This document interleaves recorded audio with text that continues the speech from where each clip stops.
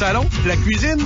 Alors pour la fête en Caillette, Rona offre l'événement Peinture gratuite, jeudi à dimanche, du 18 au 21 septembre, pour des marques sélectionnées de peinture intérieure ou extérieure comme Sico. Achetez 2 contenants de 3,78 litres et le 3e est gratuit. Alors, qu'est-ce qu'on attend? Chez Rona et Rona l'entrepôt, un projet n'entend pas l'autre. Certaines conditions s'appliquent. Légende du rock, ce week-end, dans Légende du rock. Dès que t'entends une toune de Judas Priest, appelle ton beau Guy Massé. Identifie la toune et tu deviens finaliste pour gagner un trip en limousine pour 4 personnes départ de Québec pour aller voir Judas Priest au Centre Bell le 6 octobre prochain. Tirage final ce dimanche. Une collaboration Limousine Marilou, les plus belles limousines en ville. 88 717 0379. Judas Priest au Centre Bell le 6 octobre. Billets en vente au evenco.ca. Ce week-end, dans les gens du rock, Radio X. Le 5 à 7. Le 5 à 7. Une excellente émission avec un ex-vendeur de meubles, une ex-olympienne, puis un ex-go. Radio X.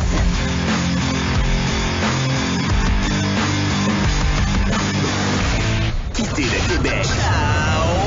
On parle avec un Québécois ou une Québécoise quelque part sur la planète. Loin d'ici, loin en Titi. C'est notre chronique du vendredi que je l'adore, celle-là, Quitter le Québec. Puis aujourd'hui, ma chère Martine, elle a quelque chose de spécial parce que c'est quelqu'un que je connais depuis bien des années, que j'ai appris à connaître à l'époque où j'étais à Sherbrooke. C'est une des très, très, très bonnes copines de ma cousine. Ah oui? Ben comme oui, OK, t'as pas de lien de parenté avec elle, mais tu la connais depuis que t'es tout jeune. Ouais, quand j'ai mis les pieds à Sherbrooke, ça a été une des premières personnes que j'ai appris à connaître parce que c'est une bonne amie de ma cousine. Elle est à Singapour. Karine Lanouette, salut. Salut, comment ça va? Très bien. Bon, c'est autour de 6h30 du matin, toi là. On est samedi matin à Singapour. Ça ressemble à ça, je me lève pour aller travailler. Bon, hey, j'ai plein de questions à te poser, Karine, dans l'occasion de cette chronique-là. T'es là depuis combien de temps au juste à Singapour? Ça fait exactement 2 mois. Qu'est-ce qui t'a amené là, Karine? C'est Cavalia, la compagnie avec laquelle je travaille. C'est un nouvel emploi qui m'a été offert, c'est ça, il y a 2 mois. Bon, écoute, on s'entend, là, t'es quand même assez jeune, dans la quarantaine. Tu te fais offrir une job à Singapour. C'est à combien d'heures d'avion? Ça m'a pris 26 heures de vol me rendre ici. 26 heures de vol, mais combien de jours ou d'heures ou de semaines de réflexion? Quand on t'a offert cette job-là, est-ce que c'est l'été passé? Non, ça s'est fait comme quand même assez vite. C'est arrivé sur un coup de tête. J'avais envie de changer de mode de vie, changer d'emploi. Puis c'est par une annonce d'un de mes amis sur Facebook qui, lui, travaillait déjà ici sur le spectacle et puis qui a posté qu'il y avait une opportunité. Alors, je me suis sentie appelée. J'ai communiqué avec lui et puis finalement, on a entrepris des démarches et ça a fonctionné. OK. Donc, toi, tu reçois cette petite offre-là, tu prends combien d'heures à partir de là? Là? Tu lis ça, tu prends contact, tu donnes ça en 24 heures, t'en parles-tu à du monde? Comment? Parce que là, c'est quand même gros ta décision, là. Ben, écoute, c'est gros parce que j'ai quand même 2 ados à Sherbrooke qui sont encore là. J'avais ma vie, j'avais tout, mais en même temps, c'est surtout comme un besoin de renouveau en moi qui était là depuis longtemps, depuis plusieurs années. J'en avais déjà parlé avec mon ex, le père de mes enfants. Et puis, on s'était mis d'accord que si jamais j'avais à quitter pour un autre emploi, que lui était prêt à me supporter là-dedans. Ça faisait, c'était pas d'hier, là, ça faisait plusieurs années, mais je trouvais pas d'opportunité. Et puis quand ça a popé sur Facebook, que je l'ai vu, c'est venu me chercher dans le fond des tripes. J'ai dit, c'est ça que ça fait des années que j'attends et puis c'est pour moi. Mais Karine, tu sais, quand on se pose la question où on est rendu dans la vie, on veut du changement, tu sais, c'est indiscret de te demander quel âge t'as parce que je connais l'âge de DH, mais vous êtes pas mal dans les mêmes âges. Mi-quarantaine, début quarantaine? Ben, j'ai eu ma part de 4 ici à Singapour, donc 44 ans pour moi. OK. Fait qu'à 44 ans, puis toi, t'es parti, là, début quarantaine, puis tu voulais juste changer de vie, donc ça a été pour toi l'opportunité parce que, oui, on arrive à une étape dans notre vie où on se questionne, mais de là à tout laisser derrière, c'est courageux. Ben, écoute, moi, je me suis dit, regarde, l'opportunité, elle est là, puis honnêtement, je regardais plus vers Montréal, vers Québec, vers des centres beaucoup plus près, puis je trouvais pas. Je faisais peut-être, je dirais, 3-4 ans que je cherchais. Et puis, quand cette opportunité-là s'est présentée pour Cavalia, je pensais pas. Honnêtement, c'est un changement de carrière au complet. Fait que je pensais pas que ça allait être ça, mais ça m'a appelé. Puis, je me suis dit, écoute, si je l'essaye pas, je le saurai jamais. Puis si jamais je l'essaye et ça fonctionne pas, je peux toujours revenir là. Alors c'est la job m'appelle et puis au pire aller, c'est mieux d'y aller puis d'échouer puis de revenir que de jamais quitter dans le fond. Ouais. J'espère que Karine t'a fait fi des commentaires. Je suis convaincu qu'il y en a qui ont dit ils ont porté un jugement en disant ça n'a pas de bon sens. Là, 2 ados, tes gars ont quel âge au juste? 13 ans et 15 ans. Bon, ça a dû être à ce niveau-là la grosse décision, c'est-à-dire je pars, on va te poser la question là, pour combien d'années tu vis ça, mais tes enfants là, ça a dû être la grosse question là. Ben, la décision s'est faite entre justement la famille, Daniel qui est le père de mes enfants et puis mes 2 enfants. Quand l'opportunité s'est présentée, c'est la première personne, Daniel, à qui j'en ai parlé. Et puis, j'ai consulté également pour être sûre et certaine que, tu sais, qu'est-ce que je fais. Je laisse mes ados. C'est que pour moi, j'ai dû, comme oui, me remettre en question. C'est gros parce qu'on part comme, je m'en vais pas à Montréal. Finalement, je m'en irais vraiment à l'extérieur du pays. Puis pour au moins 1 an sans revenir. Et c'est ça, j'ai entrepris des démarches auprès de ma famille, mes enfants et le père de mes enfants. Puis j'ai obtenu une approbation immédiate de ces 3 personnes-là, Louis, David, mes 2 garçons, et Daniel, qui m'ont dit, écoute, c'est fait pour toi, cette job-là, Karine, on t'encourage là-dedans, puis on t'encourage à y aller, puis vas-y. Est-ce qu'il y en a qui t'ont porté des jugements en disant ça n'a pas de bon sens, là, t'es une mère de famille de 44 ans, là, tu peux pas partir, Karine, ça n'a pas de bon sens. Y en a-tu qui t'ont fait ce commentaire-là, ou tout le monde, même tes amis proches, tout ça, ils disaient tous, regarde, faut que tu vives ton rêve, là? Ben, je suis convaincue qu'il y en a qui l'ont pensé, qui n'ont pas osé le dire, parce que quand je suis arrivée avec la nouvelle, je suis arrivée devant le fait accompli. Fait qu'il y avait même pas le choix, il y avait même pas de place au jugement, parce que c'était fait, ça avait été décidé. Puis j'ai pris la décision en famille. Fait que les gens n'ont pas eu le choix d'accepter cette décision-là. Oui, il y a eu des petits commentaires qui se sont dit, mais c'était trop tard. Mon vol était booké ou presque. C'était comme trop tard. Ouais. Karine, est-ce que tu es en contact quand même à tous les jours avec eux via Skype peut-être, là, ou d'autres moyens, mais tu leur parles de quelle façon? Je leur parle par Skype. Tous les jours, c'est difficile. Quand ça fait 4-5 jours que je leur ai pas parlé, et oui, c'est arrivé. Je trouve ça difficile. Mais en même temps, je suis dans un nouvel emploi, et on travaille ici des 12-14 heures par jour, fait que le temps passe tellement vite que quand j'arrive, il est minuit, il est 1h du matin, je me dis, ils sont à l'école, moi, j'y pense. La communication se fait pas tout le temps, mais elle se fait sur une base quand même très régulière par Skype. Karine t'a dit que tu as changé de carrière complètement, fait qu'il n'y a aucun lien avec ce que tu faisais avant et ce que tu fais maintenant. Tu peux-tu juste nous dire ce que tu faisais avant puis maintenant? Oui, auparavant, j'ai été 15 ans comme représentante en produits pharmaceutiques. Et mon nouveau poste maintenant, ça s'appelle directeur des services de tournée. Donc, tout ce qui englobe les services auprès des gens de la tournée de Cavalia, qui est une entreprise qui regroupe à peu près 110-120 personnes. Les services de tournée, c'est booker des vols d'une ville à l'autre, négocier des fournisseurs pour tout ce qui est service de cuisine, parce que ces gens-là sont logés, sont nourris. Et puis, traiter ces gens-là aux petits soins, là, voir à leurs besoins et tout ce qui entoure leur bien-être pendant la tournée. Donc, tu as travaillé dans au moins les 2 langues, mais est-ce que tu as aussi à travailler mandarin? Non, pas du tout. Non? On parle en anglais et en français. On est quand même à huis clos. Avec les gens ici à Singapour, ça va quand même très bien parce que les gens parlent tous en anglais.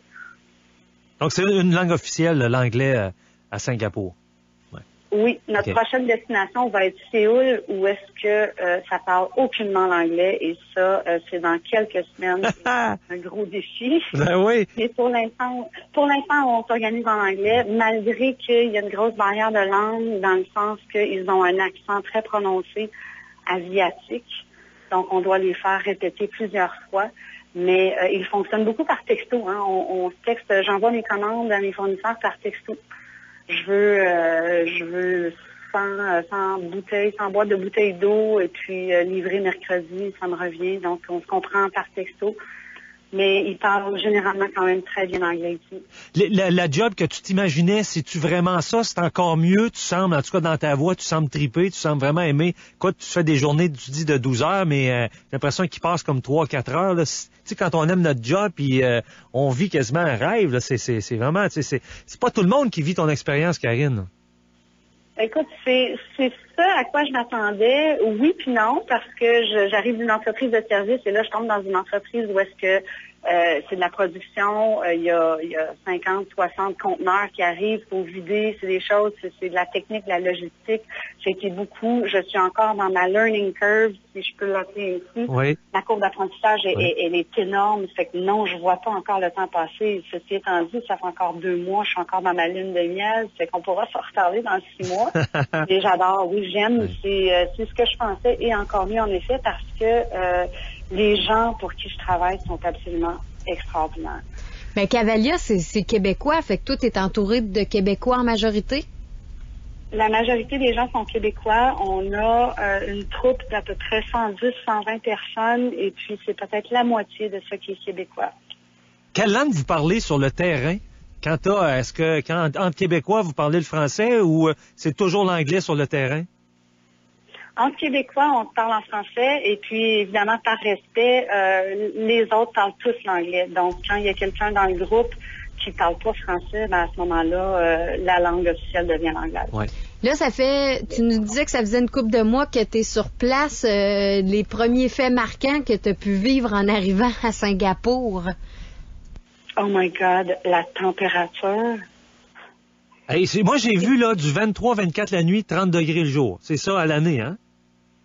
C'est steady égal tout le temps. Et puis, c'est 30 degrés sur papier, mais le taux d'humidité ici le matin joue entre 85 et 90 Oh. C'est accablant, là. Les journées de canicule qu'on vit au Québec, là, qui durent comme 7-8 jours, là, ici, c'est tout le temps. C'est à l'année. C'est beaucoup de monde, Singapour, 5 millions à peu près, mais on me dit que c'est une ville très sécuritaire. Est-ce que tu ressens ça? À toute heure du jour, tu peux, la nuit, à 3 heures le matin, comme à 3 heures l'après-midi, tu es en sécurité? Oui. Ah oui, en effet, j'ai pas peur, je barre pas ma porte. Des fois, je peux partir pour une demi-heure, 1 heure, aller faire des courses, aller prendre une bière avec des amis, puis je barre pas ma porte. Je me sens absolument en sécurité, en effet. On me dit que la nuit aussi, c'est extraordinaire à Singapour. J'ai pas beaucoup d'expérience là-dessus. J'ai la vie. Je vis dans 2 milieux. Notre site est bâti dans un quartier quand même assez réputé. Et puis, j'habite dans un quartier qui est Gayline, qui est peut-être plutôt le quartier de la prostitution. Alors oui, il y a du nightlife ici. C'est plus tranquille au centre-ville après minuit. Mais quand j'arrive ici, il y a encore beaucoup de vie, beaucoup d'action. Les bars sont ouverts, les salons de coiffure, les salons de massage sont ouverts jusqu'à 3 heures du matin. Il y a une différence, il y a une dichotomie, il y a une différence entre les deux quartiers, même si c'est dans la même ville. Mais dans les 2 quartiers, on se sent tout aussi sécuritaire. Tu viens de dire qu'il y a des salons de coiffure ouverts jusqu'à 3 heures du matin, massage également? Oui, c'est étonnant, hein? Les salons de coiffure dans mon quartier ici, parce que dans le quartier au centre-ville, c'est peut-être un petit peu plus différent.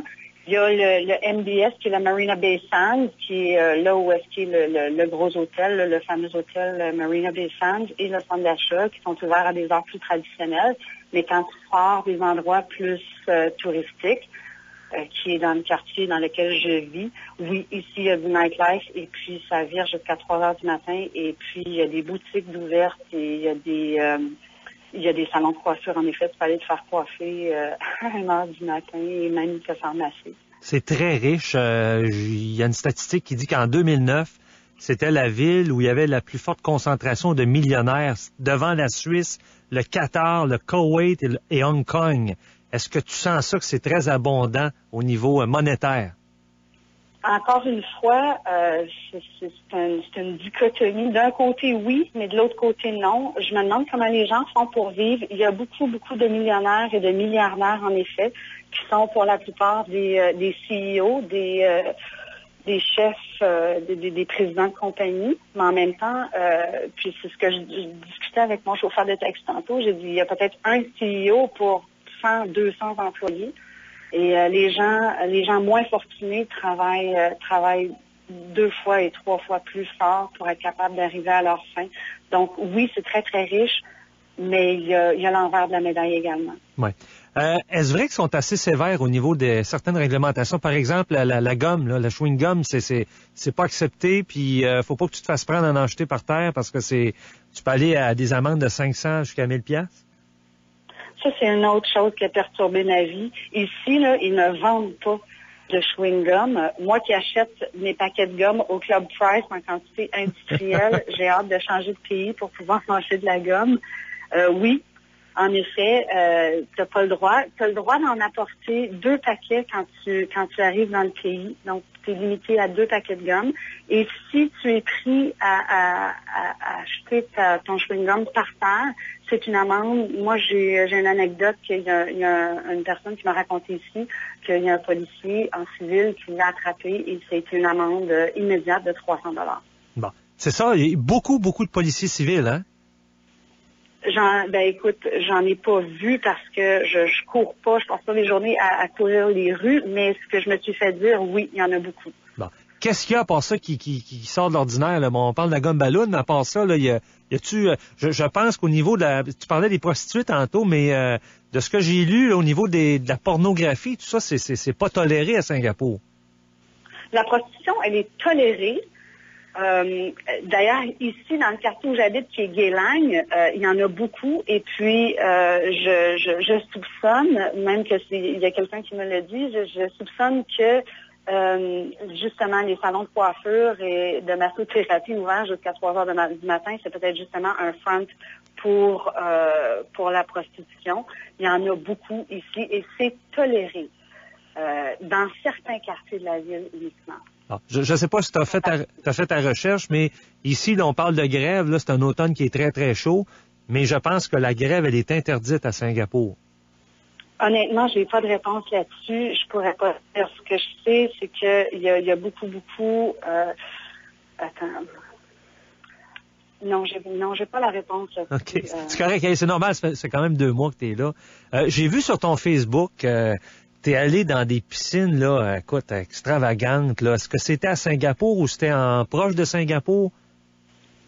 C'était le fameux Infinity Pool à Marina Bay Sands, qui est l'hôtel qui a coûté le plus cher à construire du monde, là, qui est dans le quartier où est-ce que nos chapiteaux sont, où est-ce qu'on produit notre spectacle. On a été là, ma collègue et moi, on est en congé, et puis c'était un addon parce qu'on a passé par 3 points de sécurité, et puis on a flashé nos passes de Cavalia et de Base, qui est notre promoteur, et puis les gens nous ont laissé rentrer. Normalement, on l'a su par après, on n'aurait pas été supposé de rentrer là. C'est que les gens qui habitent ou qui achètent des chambres à l'hôtel qui ont le droit de bénéficier de cette piscine-là. Tu parlais tout à l'heure de la température très humide. Écoute, ça me fait juste flasher sur le fait que lorsqu'on va dans le sud, quand c'est humide, on risque de voir des petites bestioles qu'on n'a pas ici au Québec. T'as-tu des surprises? Je sais pas, moi, il y a pas de tarentules là-bas, certainement, je sais pas. J'en ai pas vu, puis les gens me disaient au début, Karine, tu vas voir, les coquerelles sont énormes. J'en ai vu, je m'ai croisé une vite fait une fois, je m'en suis sauvée parce que je suis un peu arachnophobe, je déteste les bébites. Puis hier, je suis arrivée pour fermer la lumière, pour me coucher, et puis oh my God, j'ai fait une rencontre avec la plus grosse coquerelle que j'ai jamais vue de ma vie dans mon appartement. Mais grosse comme une souris? Non, mais je dirais peut-être la moitié d'une souris. Ah oui, à ce point-là, OK.